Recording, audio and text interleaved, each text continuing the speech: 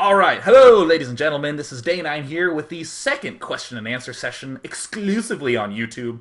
For any of you who are first timers, down below is the comment section, ask a question. Whichever ones get voted to the top on this video, I answer in next week's Q&A video. So here are the questions from last week. First question by ultrakorne, who says, recently, with the Ultralisk buffs, we've begun to see them in some games, and Broodlords are also used a lot in the end. But what do you think about the less used late game units, like Battlecruisers, Carriers, Motherships, Hunterseeker Missiles? Do they fit somewhere in the game? Or are they totally useless for the lulz units that need a revamp? So I definitely think it's a little bit difficult to say if they're useless right now, because of how the player evolves over time. Like, you should have seen the way it was back in Brood War in the day. This was Protoss vs. Zerg. First, you make two gateways with zealots and you try to kill the opponent. This is what people first discovered, is that you can win with zealot rushes. And then when that didn't work, when that started to slowly fail, people said, okay, well, I guess I need to get a third gateway to go three gateway zealot rush.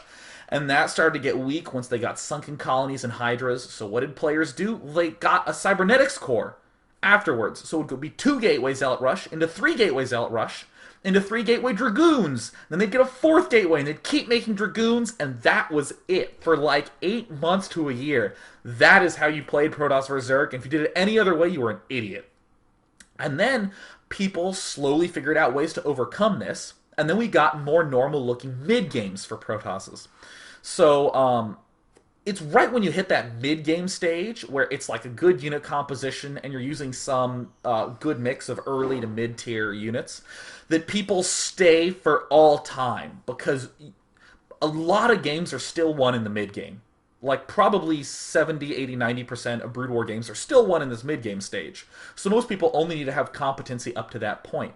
But after people start getting in clashes where, wow, yeah, I really need to do something extra in order to win, that's when they start exploring into this late, high-tier tech stuff.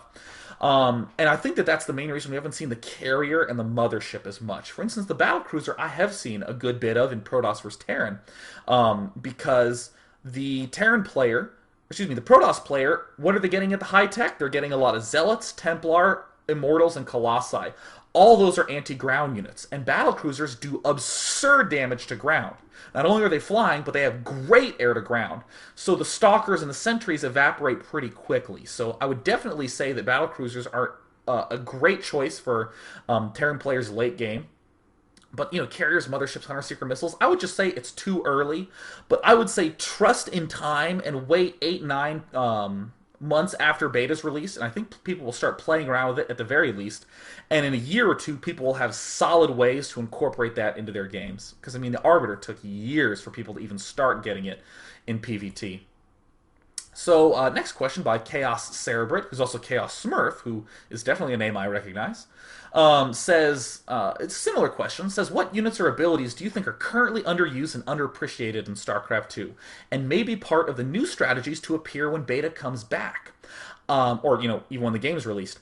I would say that the number one thing I can think of for Protoss is the Warp Prism, because people are still treating Protosses like it's the Brood War Protoss. They're trying to make them all about timing pushes in Protoss vs. Zerg and all about expanding a bunch in Protoss vs. Terran. When really I'm starting to think that Protoss might be the most harass-friendly race. The ability to just warp in half an army in the back of your base, because you have 10 warp gates once you hit the middle of the game. No reason you can't just make a warp prism to easily extend your ability to be aggressive. It's going to be totally awesome. And it does, again, it just doesn't disrupt anything. I personally am loving Speed Zealots and Templar. They're like my two favorite units. The Speed Zealot's probably my favorite unit in the game. And if I can just get a Warp Prism and nothing else changes, hell, I even had the robotics facility anyways because I needed the observers, and all I need to do is spend 200 making a Warp Prism, I still have the Zealot with speed, I still have these Templar, but suddenly I can be in a million places at once. And also I should start spreading my pylons around so I can kind of have these key control points up all the time. So I definitely think that is underused. Just briefly want to say for Zerg, I think Queens with Transfuse are underused. I think it's going to become huge in Zerg vs. Zerg, and especially with like Mutalisk Harasses and Ultralisks, transfusing those in the late game. And for Terran, I think Ghost with Snipe. Just sniping off Banelings, sniping off Templar is going to be huge later on, because that's pretty cheap, but it just requires a lot of micro, which people will start doing more and more as time progresses. And this last question by Trogdor Starcraft says, I've learned to play the game at a high platinum level simply on solid mechanics. But my game sense sucks because it's not a straightforward, well, if X, then Y kind of thing that I can practice. How do I improve things like a sense of timing, when I'm ahead or when to push? So this answer, well, actually, I would say that if you are anyone who's even asking this question, you are in the completely correct place. A lot of times people say, oh, I feel like my game sense is off. Oh, no, I guess I'm not as good as I thought I was.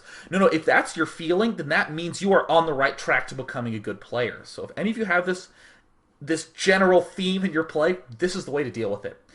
First, pick a strategy you really like. So for instance, I'll pick Protoss versus Protoss. I really like Phoenix openings. I love how it forces him to stay back and play defensive. I love just lifting things up because it makes me feel funny.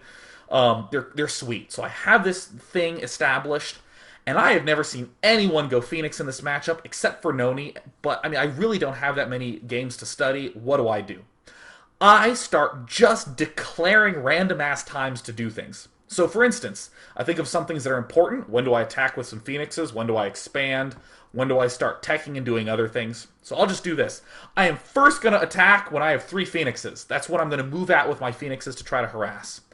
And I'm going to expand when I have 6 Phoenixes. I don't know, I just pulled this number out of my ass. And you should too.